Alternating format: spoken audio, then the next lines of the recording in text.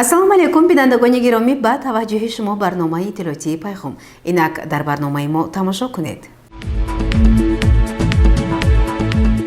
мушкилоти тақсими заминӣ назди ҳавлигӣ, норасои оби нӯшокӣ, кӯмакпулӣ ба сокинон ва монанди инҳо дар рӯзи қабули шаҳрвандон мавриди таҳлил қарор гирифт. мутаваҷҷеҳ бошед ба гузориши барномаи мо.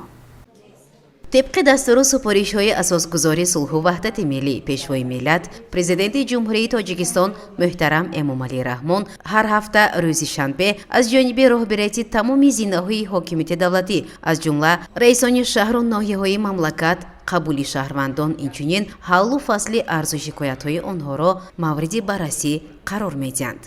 санаи 24 декабри соли равон дар толори хурди мақомоти иҷроияи ҳокимияти давлатии шаҳр таҳти роҳбарии раиси шаҳри Панҷакент Абдухолиқ Холиқзода қабули навбатии шаҳрвандон баргузор гардид.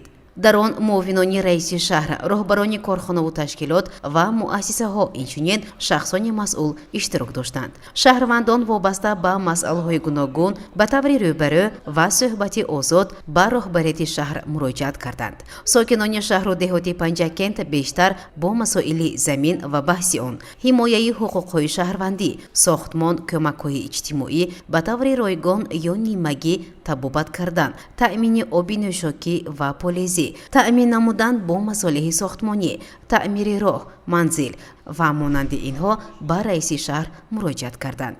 пас аз шунидани ҳамаи арзу шикоят, дархост ва муроҷиати шаҳрвандон, раиси шаҳр Абдухолиқ Холиқзода ба масъулон дастур дод ки ҷиҳати сари вақт бартараф намудани мушкилоти ҷой дошта ва ҳалли онҳо тадбирҳои зарурӣ андешида шаванд. бояд гуфт ки ҳамаи муроҷиатҳои шаҳрвандон тибқи тартиби муқаррар намудаи қонунгузории ҷумҳурии Тоҷикистон дар бораи муроҷиати шахсони воқеӣ ва ҳуқуқӣ қабул, баррасӣ ва тибқи талаботи муайяншуда ба он ҷавоб дода мешавад. ҳамзамон ҷиҳати таъсис додани гурӯҳҳои корӣ ва омӯзишу пешниҳоди хулосаҳо вобаста ба ҳалли мушкилоти шаҳрвандон аз ҷониби раиси шаҳр, масъулони мақомоти иҷроияи маҳаллии ҳокимияти давлатии шаҳр вазифадор карда шуданд. бояд гуфт ки вобаста ба арзу шикоят ва муроҷиати шаҳрвандон, мақомоти иҷроияи ҳокимияти давлатии шаҳр ҳамеша тадбирҳои саривақтӣ андешида, баррасии ҳар як масъалаи он зери назорати қатъии раиси шаҳр қарор дорад.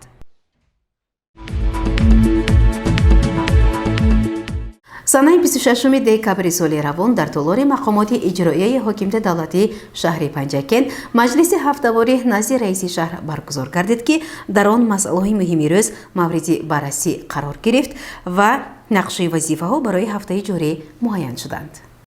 маҷлиси ҳафтавори назоратии назди раиси шаҳри Панҷакент баргузор гардида дар он масъалаҳои муҳими шаҳру шаҳрдорӣ мавриди муҳокима қарор гирифт.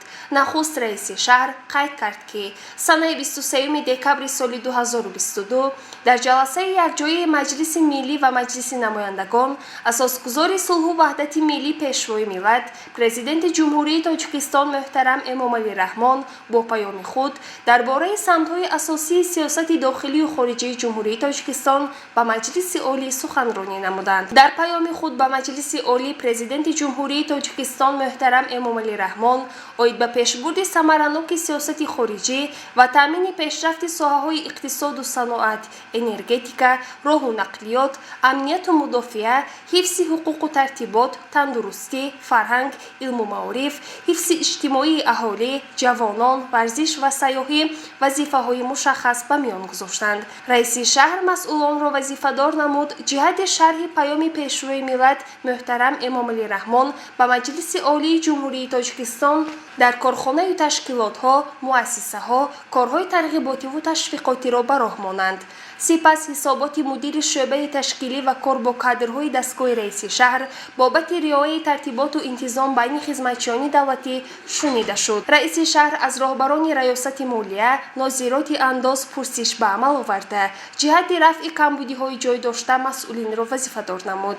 дар идомаи ҷаласа раиси шаҳри Панҷакент Холиқзода Абдухолиқ аз рафти обуна ба рӯзномаву маҷаллаҳо ҳисоботи масъулонро пурсида барои ҳар чиз зудтар ҷамъбаст намудани маъракаи обуна масъулин вазифадор шуданд. ҳамчунин раиси шаҳр чанде аз иродҳои хешро доир ба соҳаи тандурустӣ, маориф, барқ, танзими анъана ва ҷашну маросимҳо баён сохта аз масъулони ин соҳаҳо даъват намуд бо дарки баланди масъулият супоришҳоро дар муҳлати муайяншуда иҷро намоянд.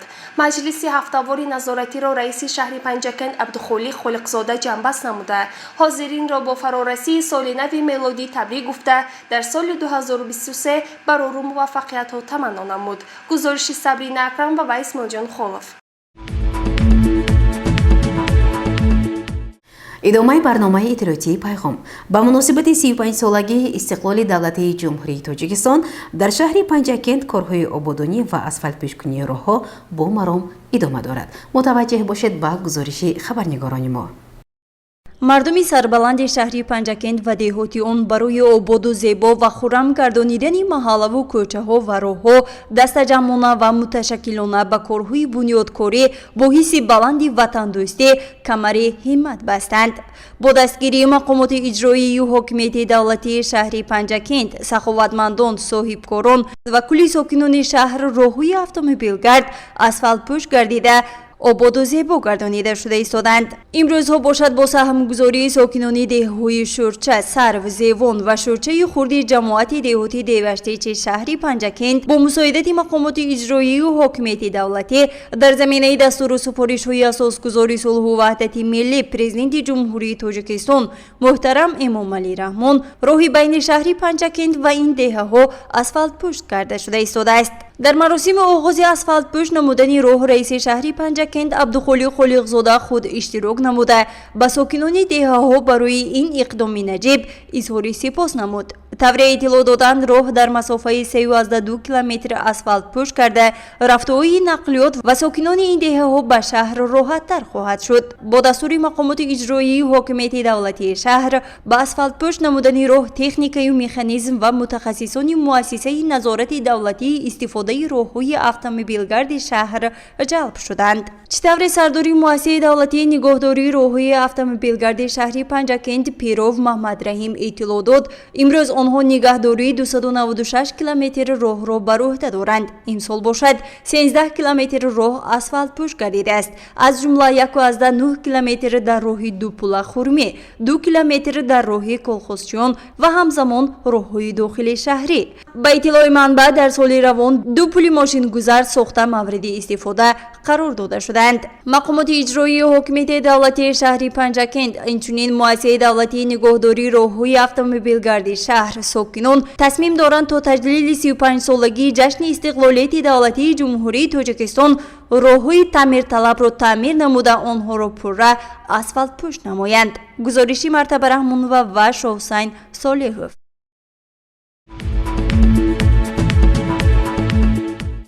намоиши навбатии ҳунари рассомии наққоши шинохта Ҷамшед Бултаев дар Кӯхи Фарҳанг баргузор гардид. бо дастгирии мақомоти иҷроии маҳаллии ҳокимияти давлатии шаҳри Панҷакент ба ифтихори 60-солагии фаъолияти эҷодӣ ва 75-умин солгарди зодрӯзи рассоми шинохтаи шаҳри бостонии Панҷакент Ҷамшед Бултаев дар Кӯхи Фарҳанги шаҳри Панҷакент намоиши расмҳои ин ҳунарманд баргузор гардид. дар ин намоишгоҳ маҳсули эҷоди рассом ба маърази тамошо гузошта шуда нафарони зиёде аз он дида намуданд. расмҳои тасвирнамудаи рассоми шинохта Ҷамшед Бултаев диққати тамошобинонро ба худ ҷалб намуда, маънои ҳар яке аз расмҳоро ба онҳо муаллиф шарҳ дод. санъати рассомӣ қобилияти баланди зеҳнӣ, мушоҳидакорӣ, завқи эстетикиро талаб менамояд. ин гуна фаъолияти эҷодӣ имконияти ҳарчи бештар дарк кардани зебоӣ ва ҳаводиси зиндагиро фароҳам оварда, дар баланд рафтани завқи бадеии инсон ва шакл гирифтани шахсияташ аҳамияти калон дорад. ҳар як асари рассом дар тарбия кардани ахлоқу одоб, завқи эстетикӣ ва баланд рафтани сатҳи зебоипарастии инсон кӯмаки ҷиддӣ мерасонад. бояд қайд кард, ки ҳунари рассомии Ҷамшед Бултаев то имрӯз дар дили мардуми шаҳру деҳоти Панҷакент ҷой гирифтааст ва мухлисони зиёде ҳам пайдо карда, то кунун рассом шогирдони зиёдеро тарбия карда, онҳоро соҳиби касб намудааст. барномаро идома медиҳем. варзишгарони донишкадаи омӯзгории Тоҷикистон дар шаҳри Панҷакент бо гирифтани 10 медали тилло ба ватан баргаштанд. дар гузаргоҳи сарҳадии Саразм таҳти роҳбарии муовини раиси шаҳр Парвина Нақибӣ ҳама бо гулдастаҳо барои пешвози варзишгарони донишкадаи омӯзгории Тоҷикистон дар шаҳри Панҷакент омада буданд. аз мусобиқаи ҷаҳонӣ дастаи варзишгарони Панҷакент бо 10 нишони тилло баргаштанд ки ин боиси ифтихор аст.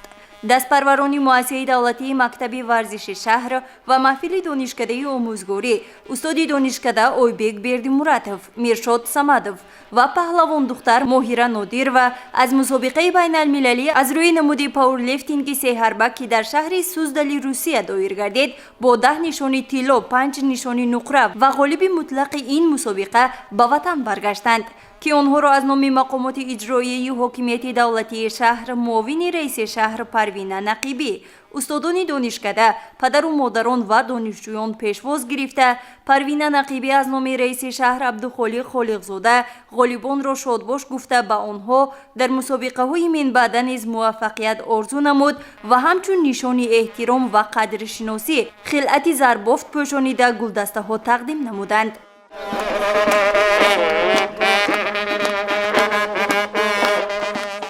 сипас дар назди бинои асосии донишкадаи омӯзгории Тоҷикистон бо садои карнаю сурнаи ғолибон пешвоз гирифта шуданд ки устоди варзиш ин хушҳолиро чунин баён намуд. ман Абдуллоев Шавкат мебошам. мо дар мусобиқаи 8-умин чемпионати ҷаҳон оиди пауэрлифтинг дар шаҳри Суздали вилояти Владимири Федератсияи Россия дар мусобиқа иштирок кардем ки мо ҳамагӣ 13 медали тилло ва 6 медали нуқра ба даст овардем ва дар ҳамагӣ Тоҷикистон ҷои панҷум дар байни 20 давлат ишғол намуд ки ин сарбаландӣ албатта ҳамшаҳриҳомо ҳам диёромо. Бердимуратов Ойбек ғолиби чанд каратаи мусобиқаи ҷаҳонӣ ва ватанӣ ки имрӯз устоди донишкада гардидааст баҳри таълими варзишгарон худро вазифадор медонад ва барои ин чораҳои заруриро ба роҳ мондааст. Моҳира Нодирова донишҷӯи соли аввали донишкадаи омӯзгории Тоҷикистон дар шаҳри Панҷакент аст ва ин муваффақияти худро мадюни устодони донишкада медонад. Миршод Самадов худ устоди Ойбек буда дар ин мусобиқа ба ҳайси устод ва ҳам варзишгар иштирок намудаву муваффақ гардидааст. аз ҷониби маъмурияти донишкада ин ғолибият қадрдонӣ гардида санаи 23 декабр пеш аз оғози ироаи паёми асосгузори сулҳу ваҳдати миллӣ пешвои миллат президенти ҷумҳурии Тоҷикистон муҳтарам Эмомалӣ Раҳмон варзишгарон бо мукофотҳои пуливу молӣ сарфароз гардонида шуданд ки чӣ таври ректори донишкада профессор Муаззамхон Ансорӣ гуфт ин муваффақияти донишкада аст ва баҳри рушди соҳаи варзиш донишкадаи омӯзгории Тоҷикистон боз ҳам талош хоҳад кард.